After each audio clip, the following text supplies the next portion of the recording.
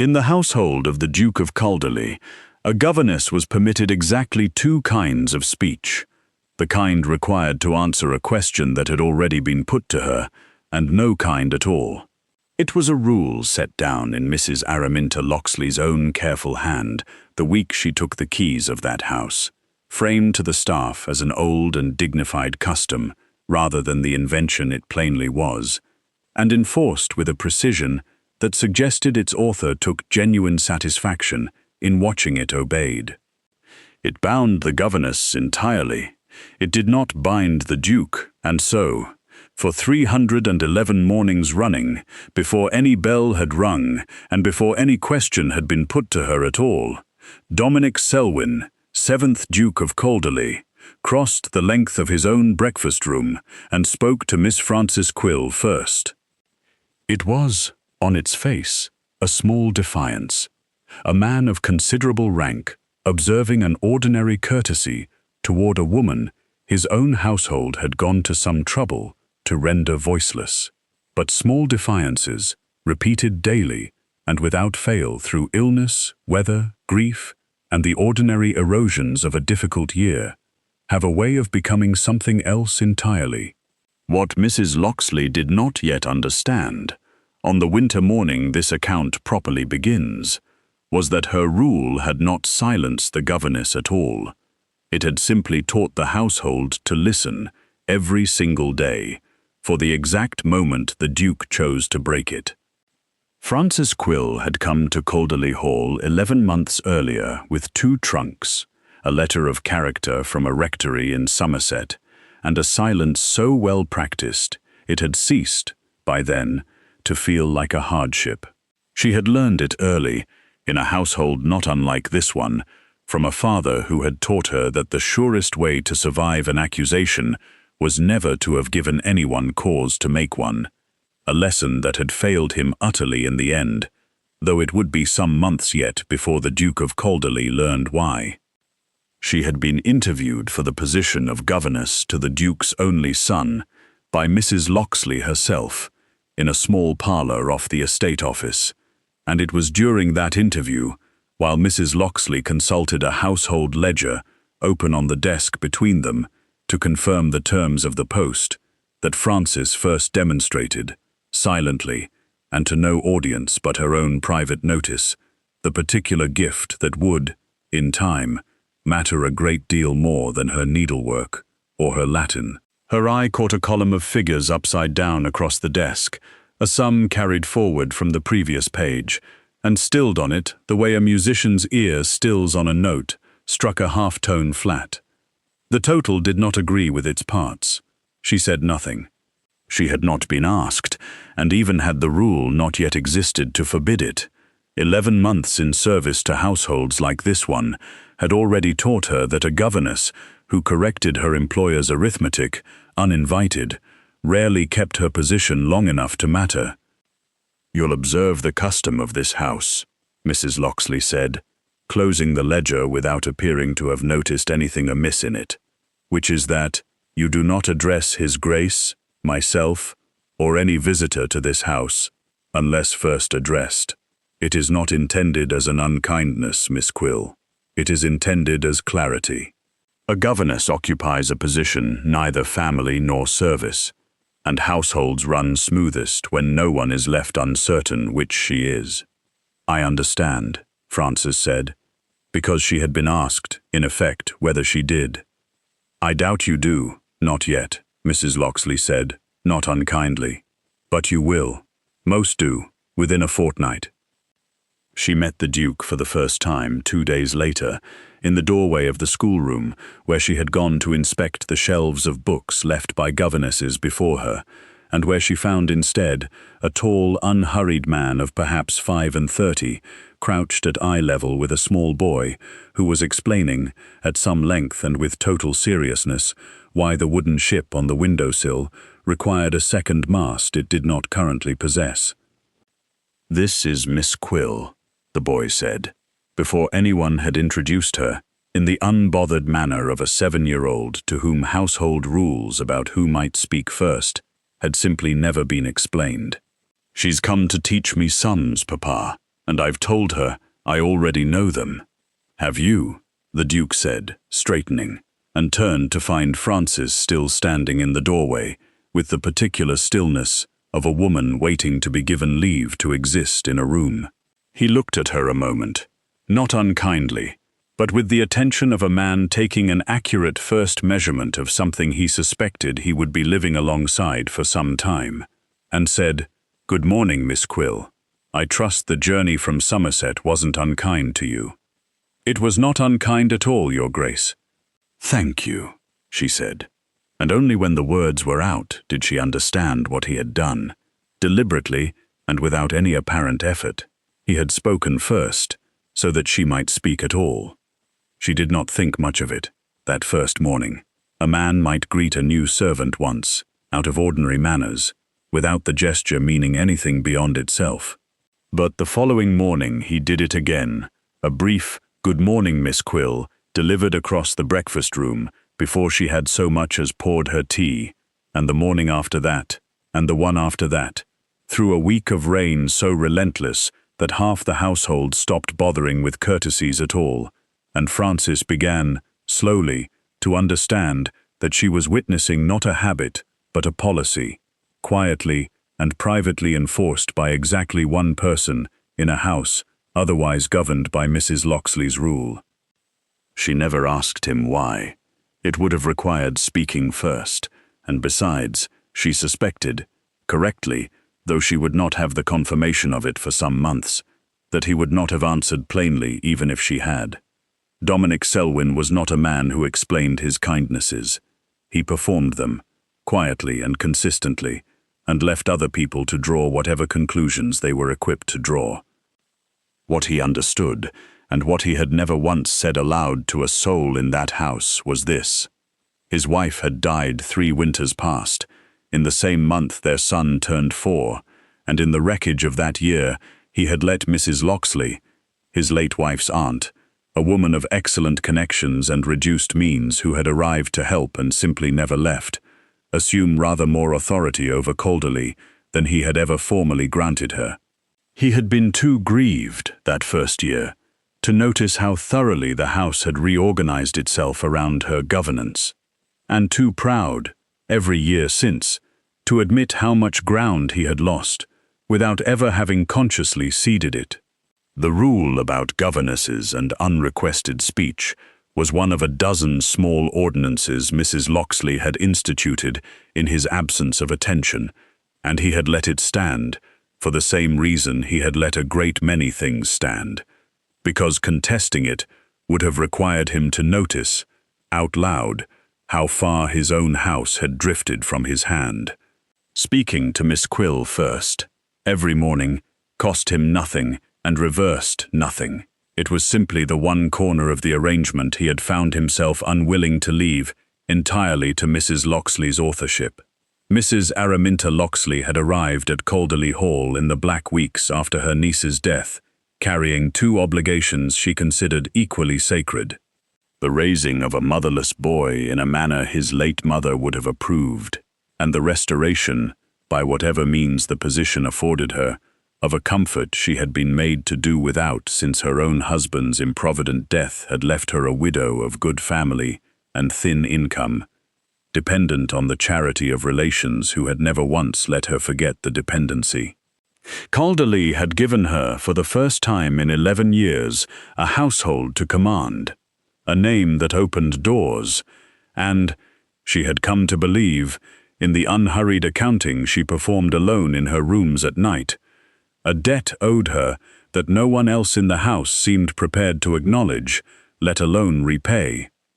She had learned, across those 11 years of dependency on relations, who managed always to remind her of her dependency, even while extending it, precisely how thin the line ran between being welcomed somewhere and being merely tolerated there.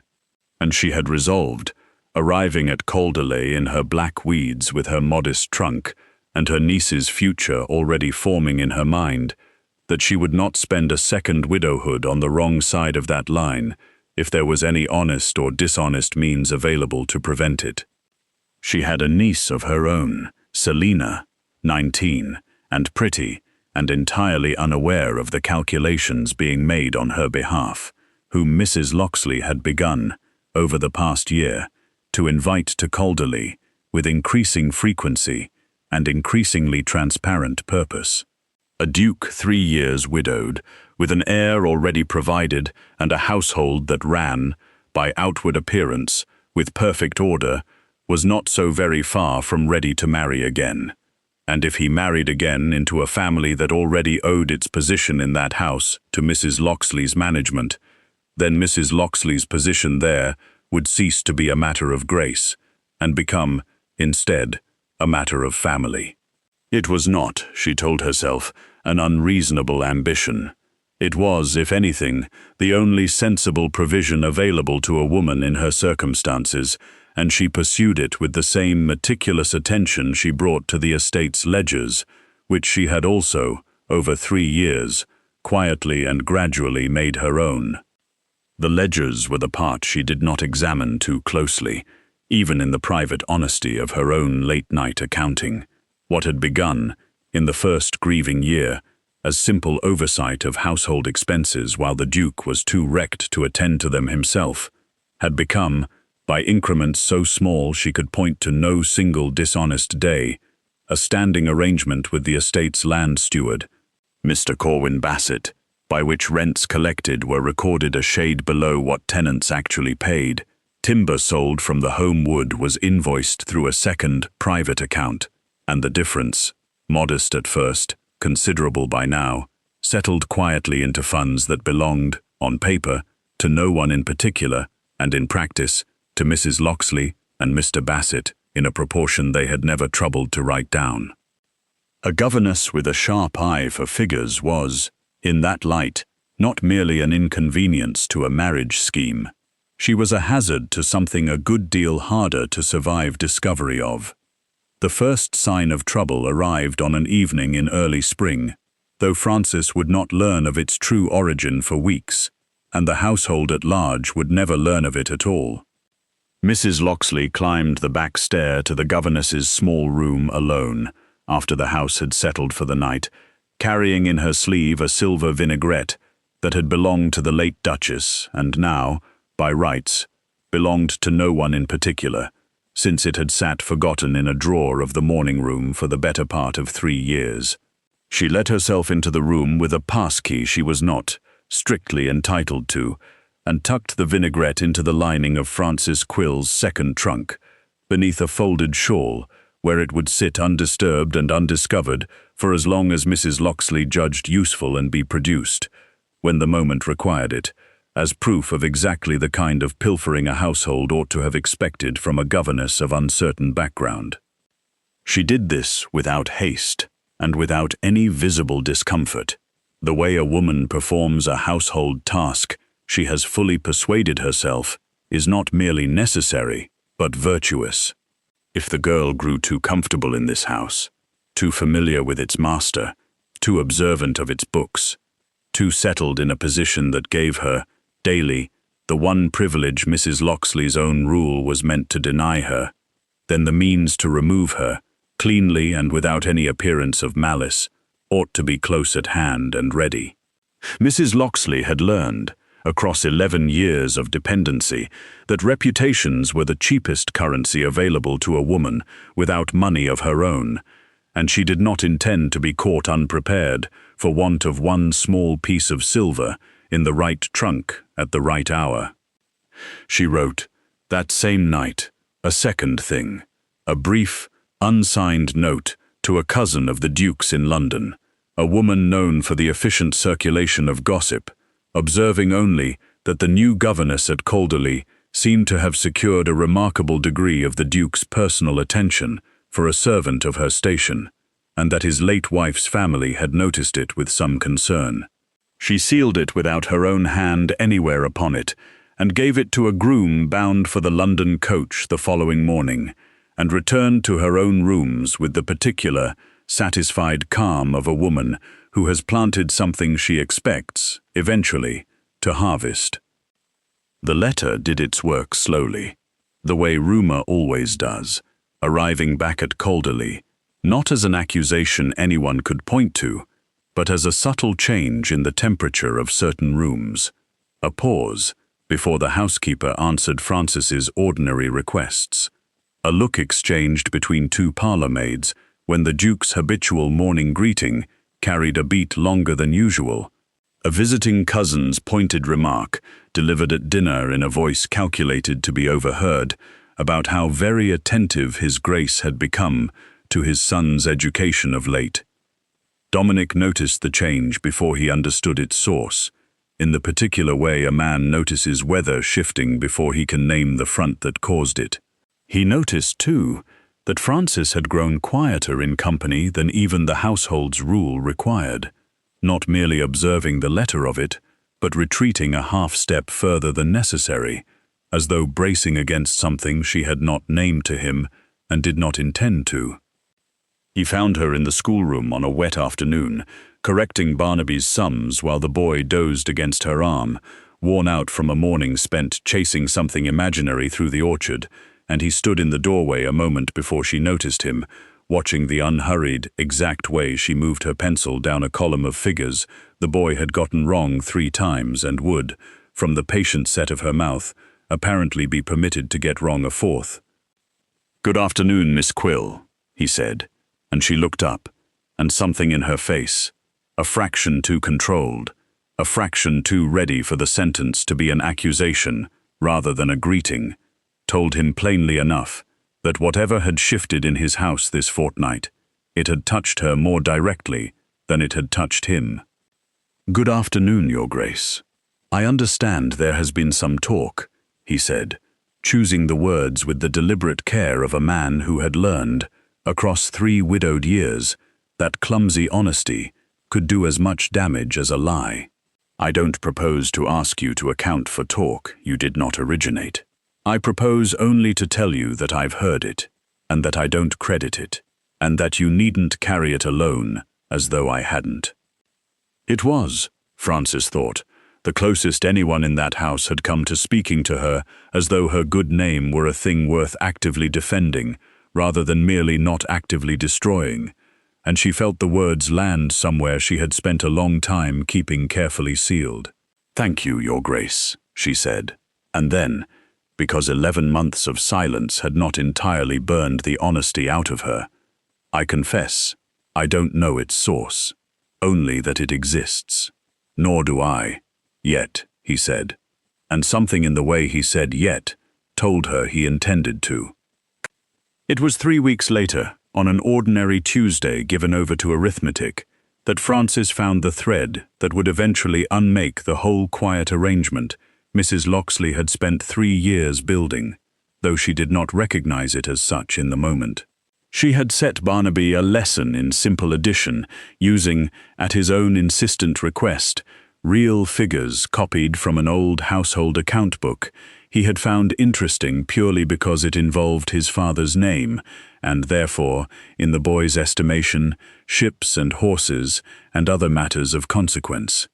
The book was an outdated ledger, retired years ago and kept on a schoolroom shelf more as a curiosity than a working document, but the entries were genuine, and as Barnaby laboriously added a column of rent figures under her supervision, Frances's eye caught, without any effort at all, the same small dissonance she had noticed once before, on her first day in that house, across an upside-down page on Mrs. Locksley's desk, a total that did not sum correctly against its parts, by an amount too specific and too consistent, across 3 separate entries, to be an honest clerk's error. She said nothing to the boy, who had gotten his own sum wrong in an entirely different and more forgivable way, and set the matter aside for the rest of the lesson. But that evening, alone in her room with the door shut, she took a sheet of her own paper and, working from memory of what she had glimpsed, rather than the book itself, which she had returned to its shelf, exactly as she had found it, reconstructed the discrepancy as best she could, and sat looking at her own figures for a long while, understanding with a cold, settling clarity that she had just found something she had absolutely no safe way to say aloud.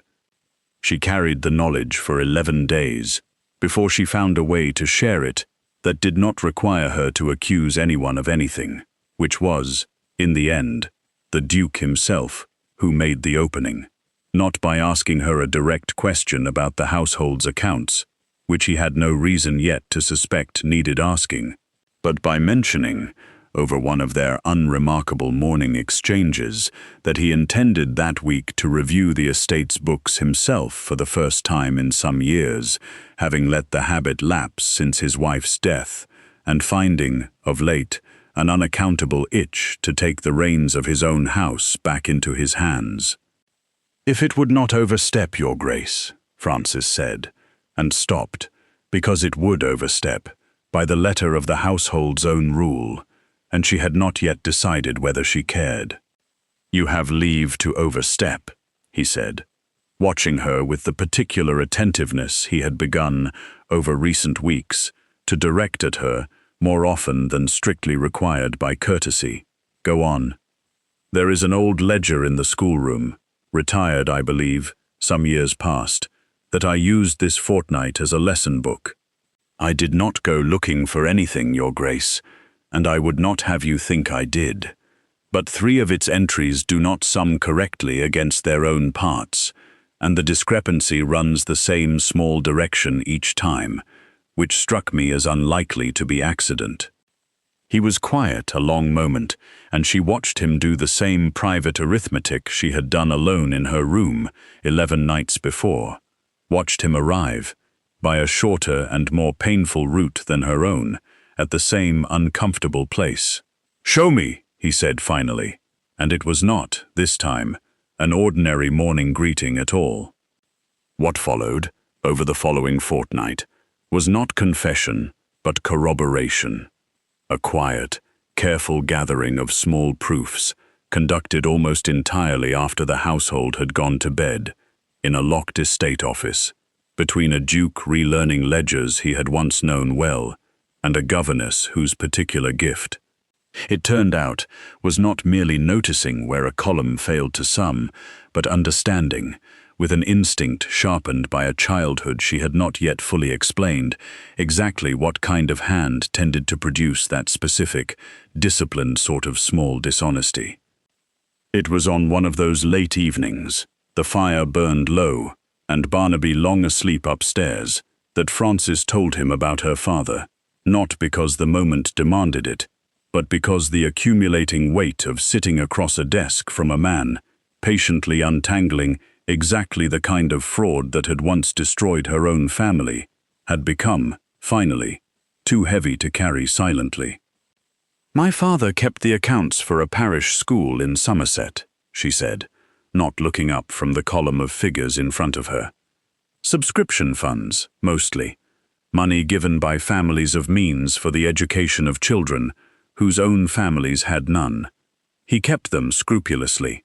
I used to sit at his elbow as a girl and check his sums for the pleasure of finding them correct, because they always were, every quarter, for 11 years.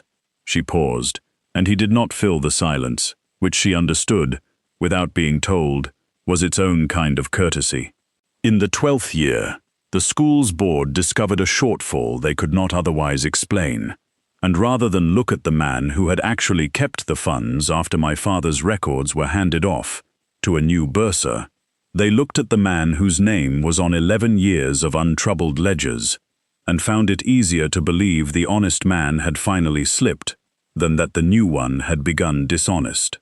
"My father was never formally accused of anything, Your Grace. That was, in its way, the cruelest part of it. He was simply no longer trusted with the books, quietly and without explanation, and a man who had built his entire understanding of his own worth around being trustworthy with other people's money did not survive that particular silence very long. He died the following winter.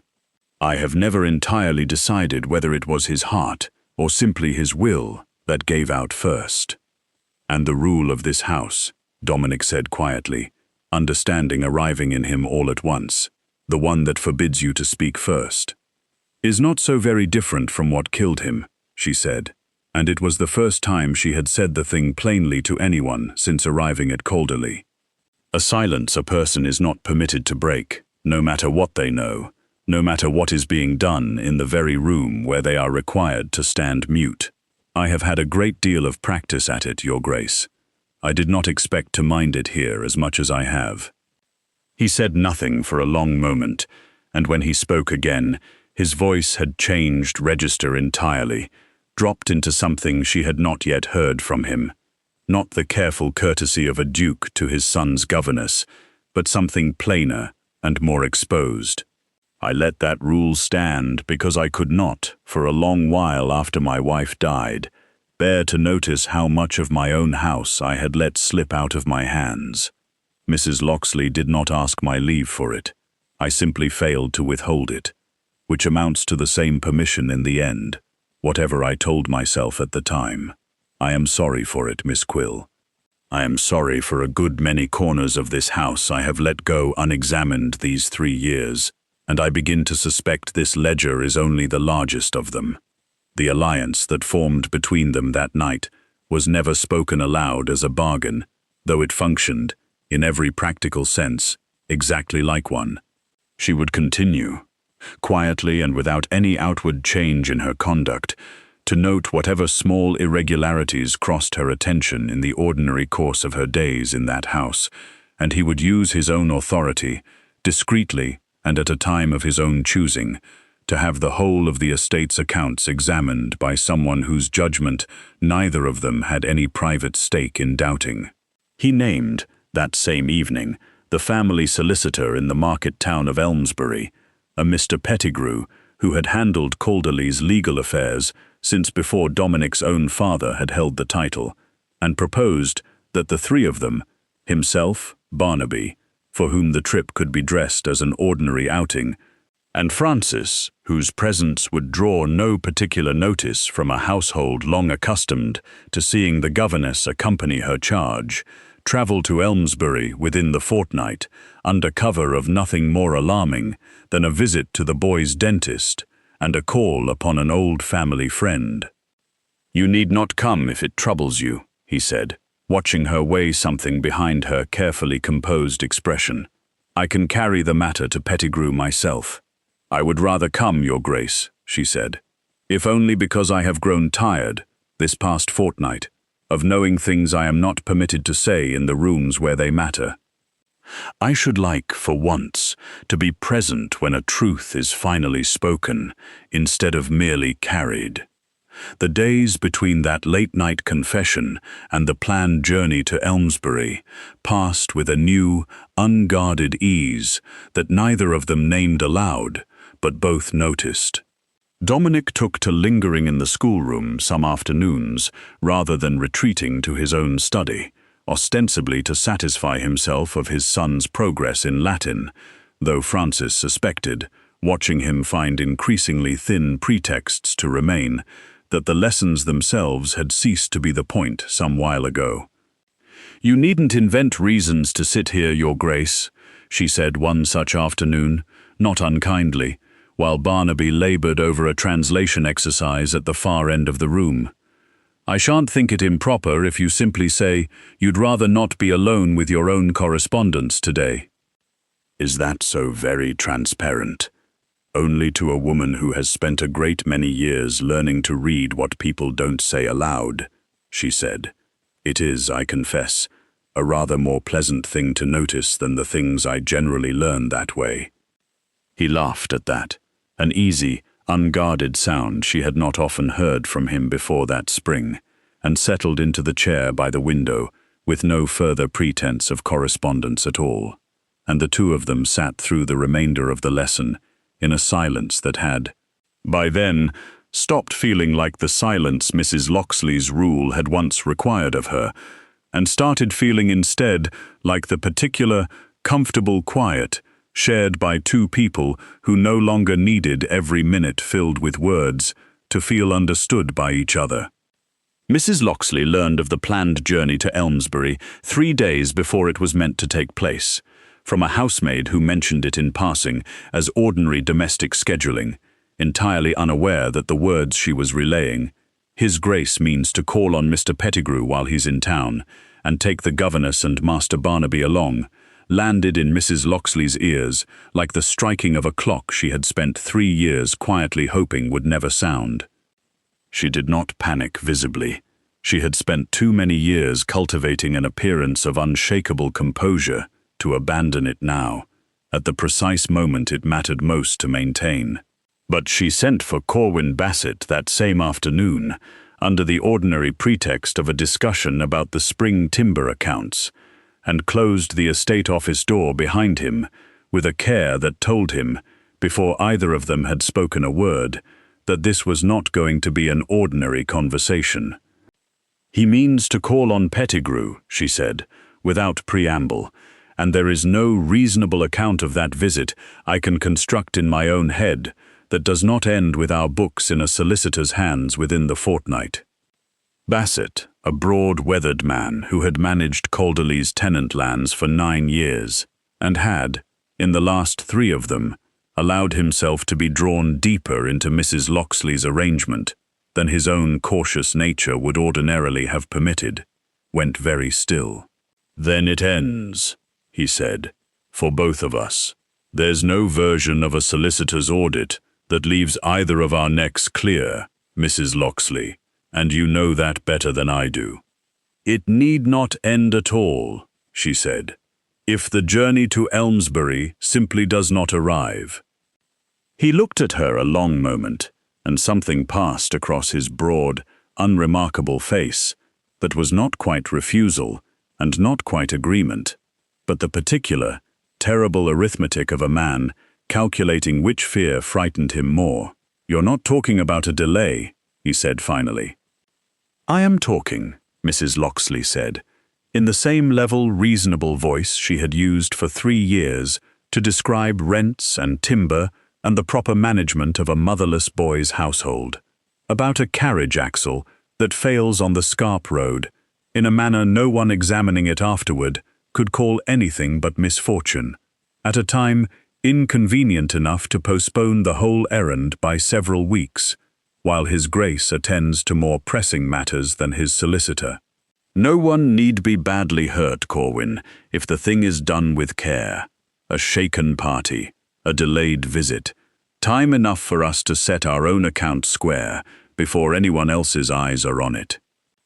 It was, even in her own private reckoning that night, the first time she allowed herself to name plainly what she was asking, and even then she did not allow herself to imagine, or did not permit herself to admit imagining, the boy's small body inside that carriage, or how little control either of them would truly hold over what "no one badly hurt" might come to mean once a wheel actually left a road. Bassett went to the coach house alone, 2 nights before the journey, carrying a small file and a lantern shuttered close, and worked for the better part of an hour on the iron linchpin that held the near side front wheel to its axle, not removing it, which would have been discovered at the first inspection, but weakening it along a hidden face, filing it thin enough to fail under the particular strain of a steep, rutted descent while appearing, to any casual glance beforehand, entirely sound. His hands were not steady the whole while he worked, though he told himself, each time they shook, that it was only the cold of the coach house, and not the particular cowardice of a man doing, with his own hands, a thing he had spent 9 years of otherwise honest service telling himself he would never become capable of. When he finished, he swept the fine iron filings into his palm and scattered them outside, into a puddle where the rain would carry them off before morning, and walked back to his cottage without once looking back at the carriage standing dark and ordinary in its bay, waiting. The morning of the journey arrived bright and unseasonably warm, the first true spring day of the year, and Barnaby spent the better part of breakfast in a state of barely contained delight at the prospect of a whole day away from the schoolroom, punctuated by repeated, urgent questions about whether Elmsbury possessed a confectioner's shop worth the name. "Good morning, Miss Quill," Dominic said, crossing the breakfast room as he had crossed it 340 times before, and something in the particular warmth of his voice that morning, an ease she had come to recognize over recent weeks as belonging only to the hours when Mrs. Locksley was not present to overhear it, told her the small, private alliance between them had shifted again, quietly, into something neither of them had yet found the right words to name. "Good morning, Your Grace," she answered, and allowed herself, for once, the small luxury of smiling, before she had strictly been given leave to. They set out at 9, the carriage rolling easy and unremarkable through the home park and out along the turnpike toward Elmsbury, Barnaby wedged between them, narrating an increasingly elaborate account of a sea battle he intended to reenact with his wooden ship upon their return, while the spring hedgerows slid past, thick with new green, and the ordinary, unhurried business of a family day out unfolded exactly as it was meant to, for the better part of 2 untroubled hours. The Scarp Road began 4 miles outside Elmsbury, a long, steep descent cut into the shoulder of a wooded hill, well maintained but narrow, with a drop on the near side that fell away sharply into a stream gully some 30 feet below. The coachman, Hollis, had driven it 100 times without incident, and took it now at the same careful, practiced pace he always did, easing the horses back against the collar as the gradient steepened, entirely unaware that the iron holding his near side front wheel to its axle had been waiting, for 2 days, for exactly this strain to find its weakened edge. It failed a third of the way down the slope, with a crack sharp enough that Frances felt it in her teeth before she understood what it was, and the carriage lurched violently to the left as the wheel began to work loose from its housing, Hollis hauling at the reins and shouting something lost immediately beneath the scream of the horses and the grinding shriek of iron dragging against stone. Dominic's arm was already around his son before the second, worse lurch came, throwing all 3 of them hard against the carriage's near side as the loosened wheel finally gave way entirely and the vehicle dropped, canting sickeningly toward the gully, horses screaming and half-tangled in their own traces, the whole frame groaning as it came to rest at a furious angle against a stand of saplings that had, by nothing but chance, stood exactly where the road's shoulder gave out. For one suspended moment there was nothing but noise and the terrible particular stillness that follows a catastrophe not yet finished happening, and then Barnaby was screaming, a high, frightened, uninjured sound that was, in its way, the most welcome noise Frances had ever heard in her life, and Dominic was already working the door latch above them, with blood running from a cut above his eye, and somewhere beneath them, Hollis was calling out that he was pinned but breathing, God be thanked, breathing. They got the boy out first, passed up hand to hand through the canted door and into the arms of a farmer who had seen the wreck from his field and come running, and then Frances, whose left arm had taken the worst of the second lurch and hung wrong at her side in a way she would not fully register until the shock began to recede, and finally Dominic, who would not leave the wreckage until Hollis was freed as well, working at the tangled harness with his bare hands while blood dripped steadily from the cut above his eye into the dirt. It was the farmer, arriving breathless with 2 of his own men and a length of rope, who first crouched by the ruined wheel, where it lay half buried in the gully mud, turning the sheared linchpin over in his rough hands, with the particular, frowning attention of a man who had mended 100 carriage wheels in his life, and had never once seen an iron pin break quite like this one had. "This didn't just snap, Your Grace," he said, holding it up into the light without quite understanding yet what he was about to set in motion. "Beg pardon for saying so plain, but I've broke pins on this road myself, and they go rough, all torn edges. This one's near half filed clean through. Someone's had a tool to this before it ever left your coach house." The days that followed the crash unfolded, in the particular, unsteady rhythm of a household absorbing news it did not yet know how to hold. Barnaby, mercifully, and almost miraculously unhurt beyond bruising, recovered his spirits within a day, and began, with the resilience only the very young possess, recasting the wreck as an adventure worth retelling at every opportunity. Hollis had broken 2 ribs and would mend, slowly, under the physician's care. Frances's arm was set and bound and pronounced, by the same physician, a clean fracture that would heal true if she kept it still. A verdict she received with more relief than the pain of the setting had left room to feel, given how much worse the physician's report might so easily have been.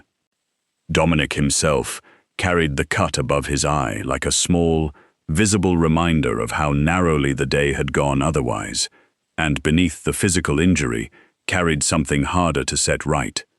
The plain, cold understanding that someone in his own household had deliberately endangered his son's life, and that the same household had, within a day of the news reaching it, already begun quietly wondering aloud whether the fault lay somewhere nearer at hand than a stranger's malice.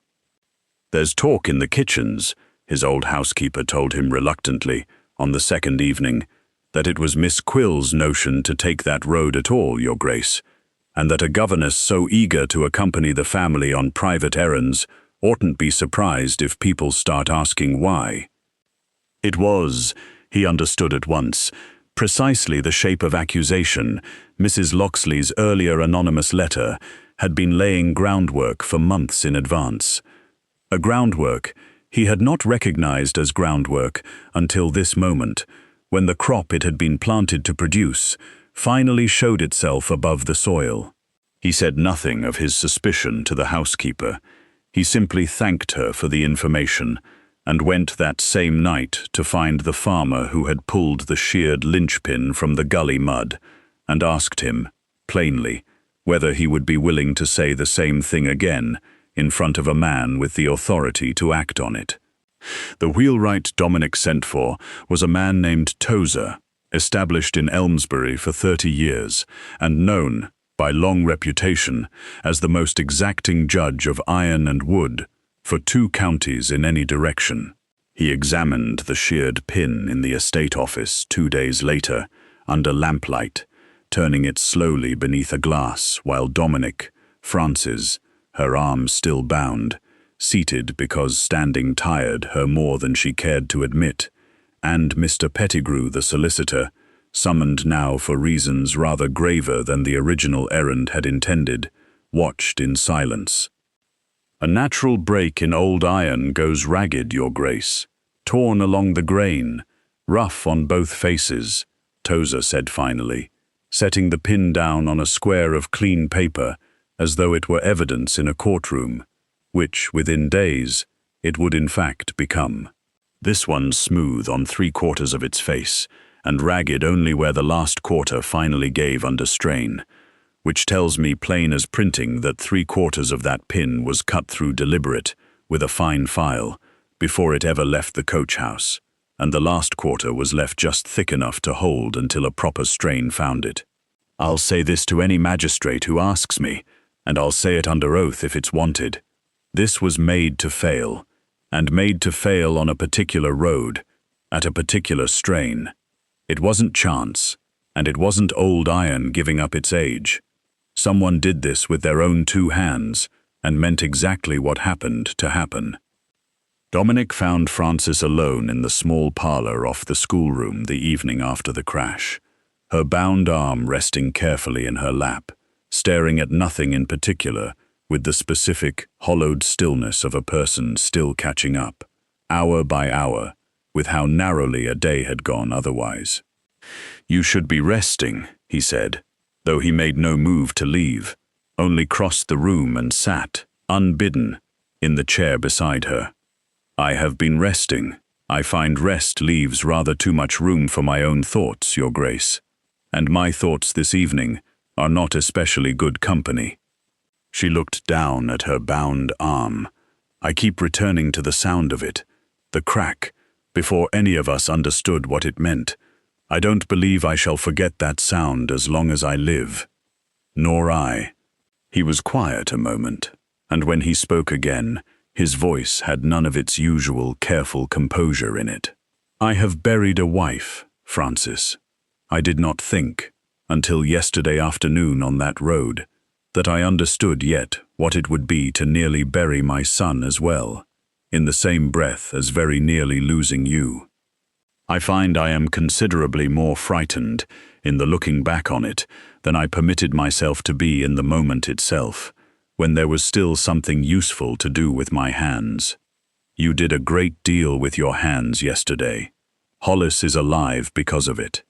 I am not speaking of Hollis. He reached, carefully, for her uninjured hand, and she let him take it. I do not know how to say this without it sounding like a man too shaken by circumstance to trust his own judgment, so I will say it plainly, and let you judge it for yourself, once the shock has properly worn off both of us. I do not think I am frightened merely as your employer, Frances.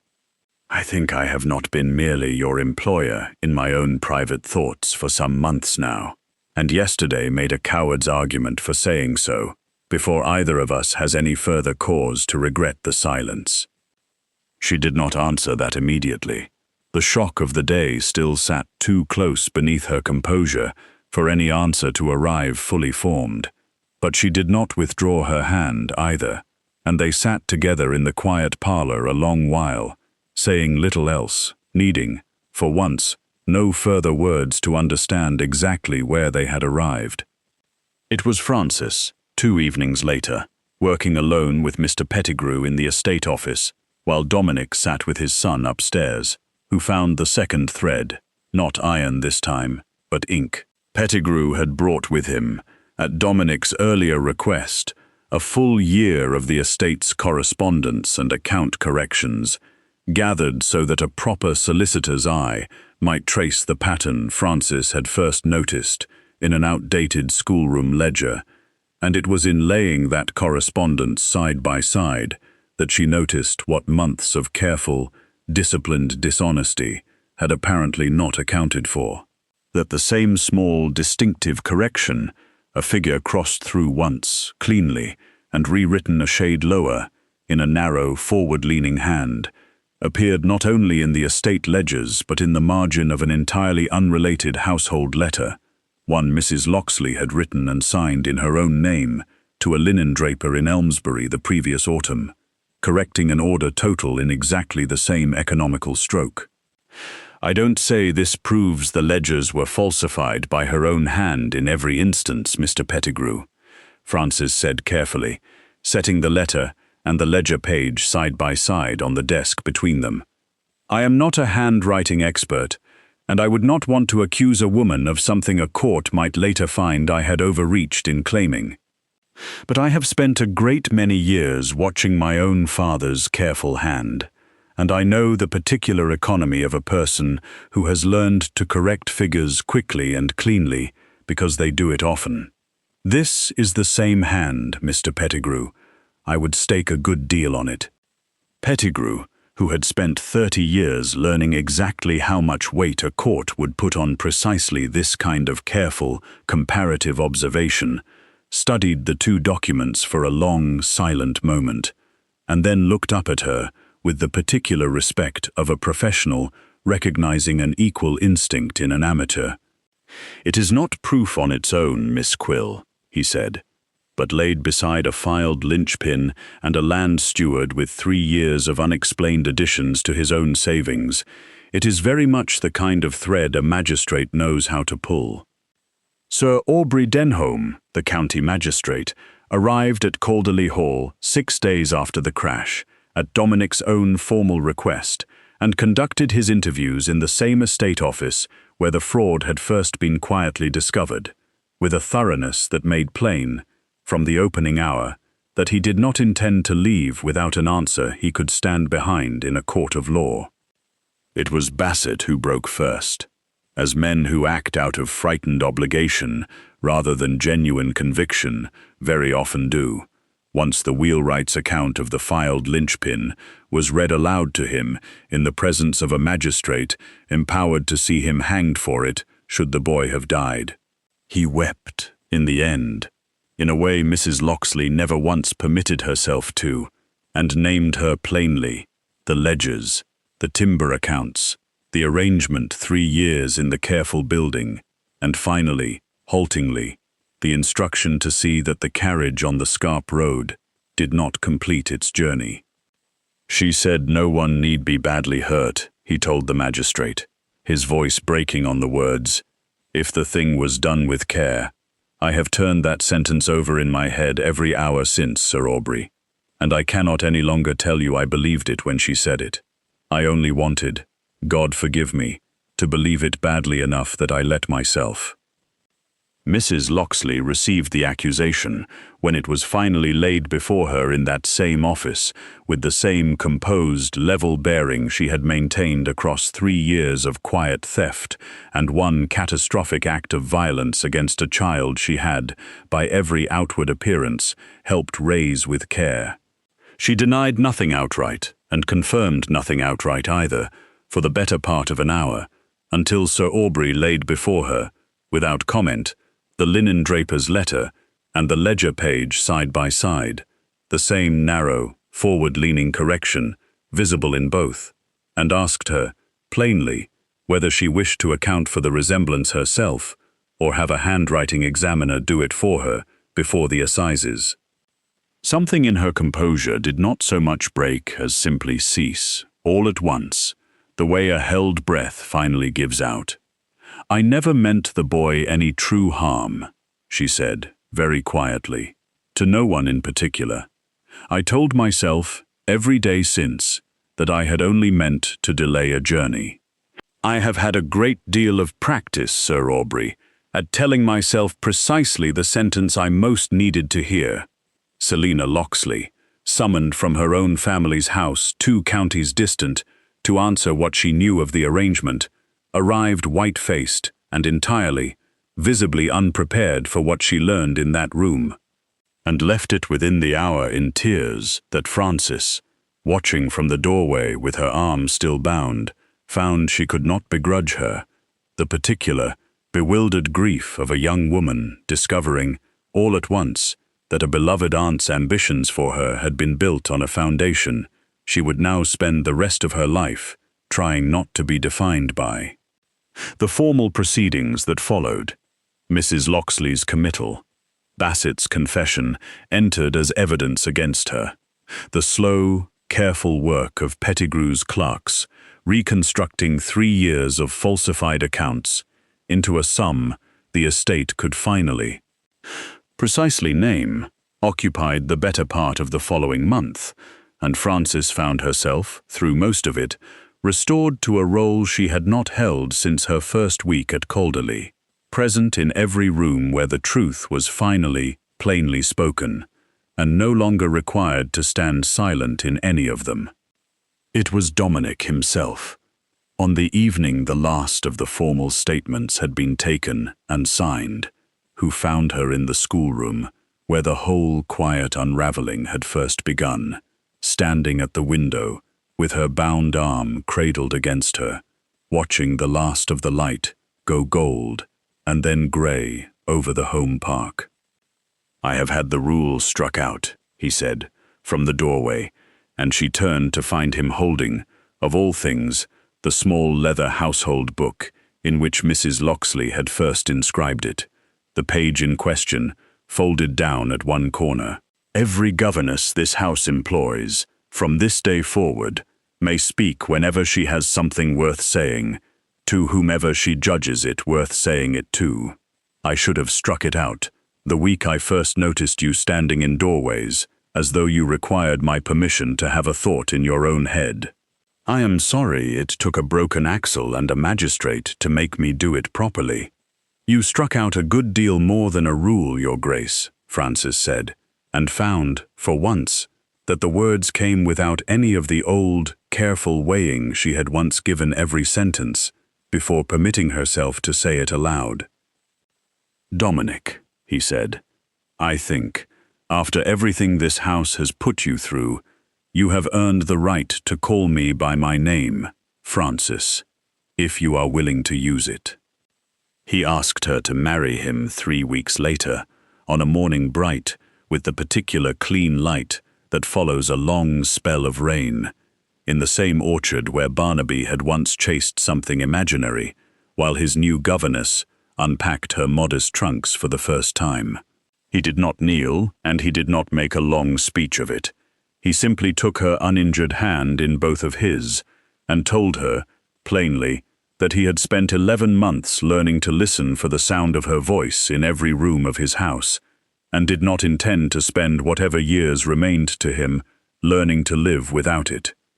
"I should warn you," Frances said, when she had recovered enough composure to answer him properly, "that I have spent a great many years learning to hold my tongue, Your Grace, and I cannot promise the habit will break all at once, however much I might wish it." "I have never once needed you to speak first, Frances," he said. "I have only ever needed to know I was permitted to hear you when you chose to." They were married in early autumn, in the small stone church at the edge of the home park, with Barnaby standing solemnly beside his father, in a coat too new to sit comfortably on his shoulders, and the household staff, every last one of them, down to the youngest scullery girl, crowded into the back pews to witness a match half of them had privately wagered on since the spring. The formal settlement, drawn up in Mr. Pettigrew's careful hand and sealed with the Calderleigh arms, was signed in the estate office on the morning of the wedding itself, the same room where a filed linchpin and a forger's careless correction had once been laid side by side under lamplight, and Dominic set his own pen down beside hers when the last signature was dry, and looked at her the way a man looks at a ledger that has, at long last, been made to balance. The wedding party walked out afterward into the wide, quiet sweep of the park, the grass still silvered with the morning's dew, the hall standing pale and settled against a sky scrubbed clean by the night's rain, and it was there, in that unhurried pastoral hush, with the whole household still trailing happily behind them, and no one close enough to overhear, that Dominic opened his mouth to greet her one more time, as he had greeted her every morning for the better part of a year, and found himself beaten to it. "Good morning, Your Grace," Frances said first, before he could speak a single word, and smiled at the sheer, quiet astonishment on his face. He said nothing back for a long moment. There was, in the end, nothing that needed saying. The wide grounds held the two of them in their long morning light, and the silence that followed was not the silence of a rule any longer, but simply the sound of a house, finally, at peace.